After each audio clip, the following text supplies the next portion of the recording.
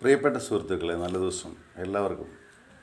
Saudi അറേബ്യയിൽ നിന്ന് മലയാളത്തിൻ്റെ സന്താനങ്ങളും അതോടൊപ്പം തന്നെ വിവിധ സ്ഥലങ്ങളിൽ നിന്നുള്ള ആളുകളും ചേർന്ന് 34 കോടി രൂപ കൊടുത്ത് ഒരു മനുഷ്യൻ്റെ ജീവനെ രക്ഷിച്ചു. അബ്ദുൾ റഹീം കോഴിക്കോടുകാരനാണ്. അമ്മ ഫാത്തിമ എന്നാണെന്ന് പേര്.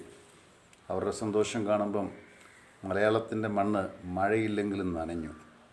കാരണം ആ മണ്ണിലേക്ക് പെയ്തിറങ്ങിയത് ഒരു മാതൃത്വത്തിൻ്റെ ഭാവമാണ്.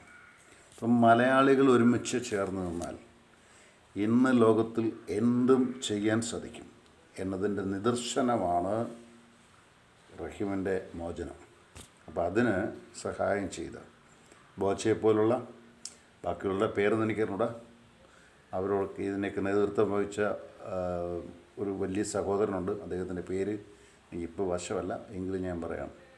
ഇതിന് നേതൃത്വം വഹിച്ച എല്ലാവരെയും അഭിനന്ദിക്കുകയും റഹീമിനെ പോലുള്ള ആളുകൾക്ക് അല്ലെങ്കിൽ അത്യാവശ്യം വേദന സഹിക്കുന്നവർക്ക്, വിഷമമുള്ളവർക്ക് മലയാളി കൂട്ടായി നിൽക്കുകയും ചെയ്യും. മലയാളത്തിന് വേറൊരു വാക്കുണ്ട്. ആ വാക്കിൻ്റെ അർത്ഥം എന്ന് പറഞ്ഞാൽ കൂട്ടായ്മ എന്നാണ്. ആ വാക്കിന് ആരും ഇങ്ങനെ ഒരു വേർഷൻ കൊടുത്തിട്ടുണ്ടാകത്തില്ല. മറിച്ച് വേദനിക്കുന്നവനെ മറക്കാതിരിക്കുകയും കാണേണ്ടവനെ കാണുകയും ചെയ്യുന്ന മലയാളത്തിൻ്റെ കൂട്ടായ്മ കണ്ട് ഇന്ത്യ പഠിക്കണം, രാജ്യം പഠിക്കണം. എവർക്കും നന്മയുടെ നല്ല ദിവസം. ജോൺസൺ കരൂർ.